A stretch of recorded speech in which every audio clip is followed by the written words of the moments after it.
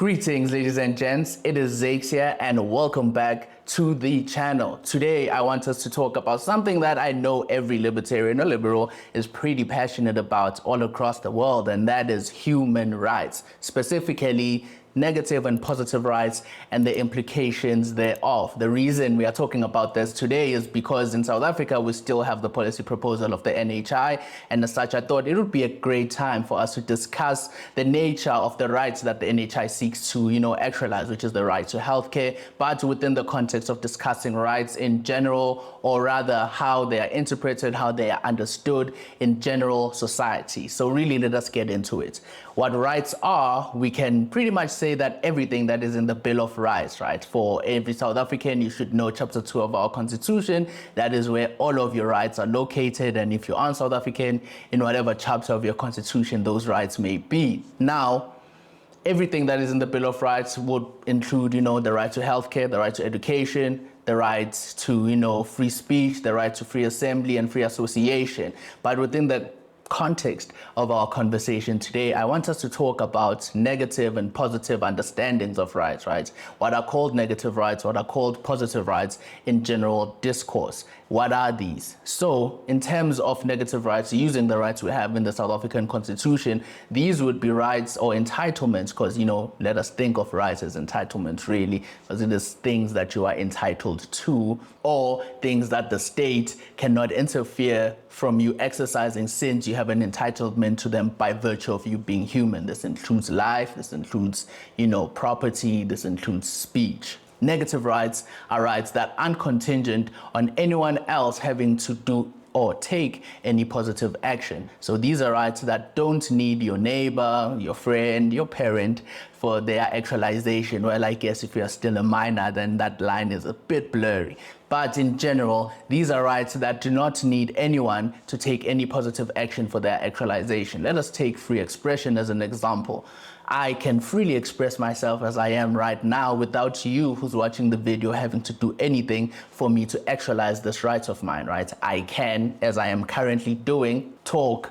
I can freely assemble. I can trade freely, right? I can still be alive as I am, enjoying the right to life without you really having to do anything to keep me alive. These are negative rights, rights that aren't contingent on a positive action taken by someone else. And then in the converse of that, you would have positive rights. These are rights that require certain positive action, either from the state or really in the end goal from someone else, right? Because the state only acts as an intermediary in positive rights in facilitating the actualization of those rights using taxes, using the right to healthcare rather. As an example, the right to healthcare, its actualization needs firstly, healthcare providers, specialized people who have specialized skills for, administering care. And these people have to be remunerated, of course, because they would not expend their labor for free, and they should not, of course. And this remuneration, since this is a right,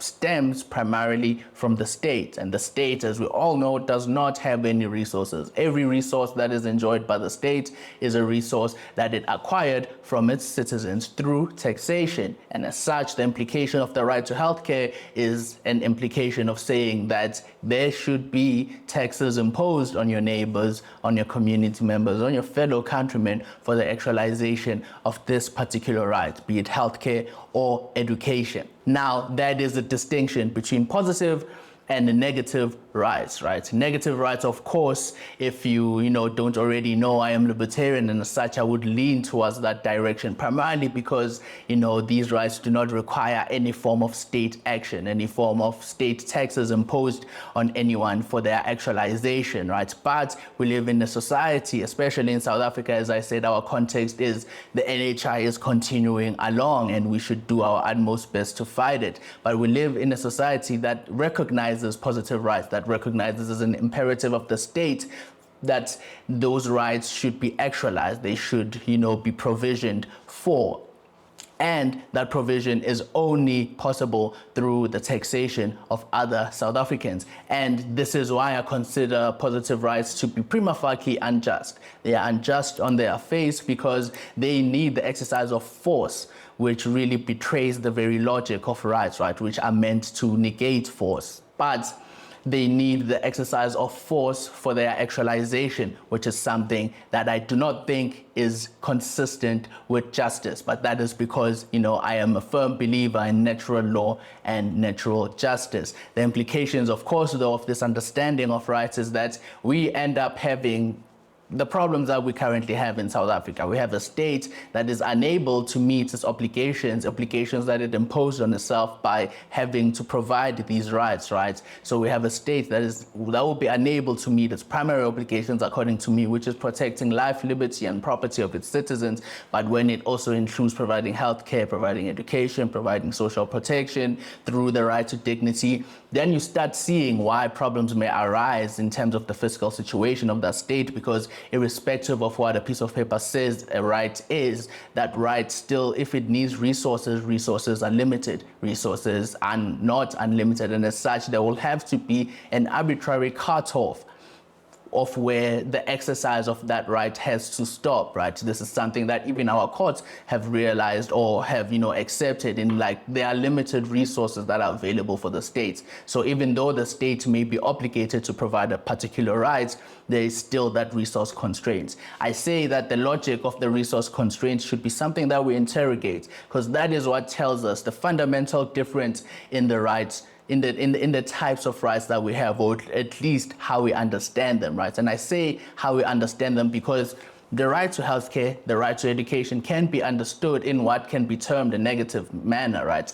If we think of rights as things that you are entitled to and things that the state cannot stop you from doing, then the right to education, we can think of it as something that I have a right to pursue an education and the state ought not to interfere with the pursuit thereof. I have a right to get healthcare, any form of healthcare I deem necessary, and the state does not have a right to interfere with my pursuit thereof. That is an interpretation and an understanding that I would be in favor of, but unfortunately, it is not the currently prevailing understanding. Instead, we have the understanding that says that I have a right to education, and as such, the state should make sure that that right is actualized for me through instituting taxes on my neighbors, and I find that to be pretty unjust. But please do tell us what you think. I am genuinely interested in hearing your thoughts on this one, since I'm a legal scholar myself. So this is pretty much the stuff I spend most of my time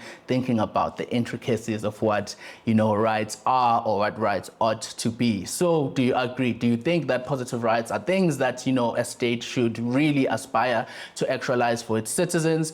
Do you disagree with me? Of course, who does not hold that position? Please do tell me that you do disagree and tell me why. I would greatly appreciate it if you agree to. Also tell me why you agree with me. Tell me why we are always right and everything like that. Now, please do give the video a like, subscribe if you're unsubscribed. Please share the video to anyone or with anyone you think may be interested in it. And as always, remember, stay free.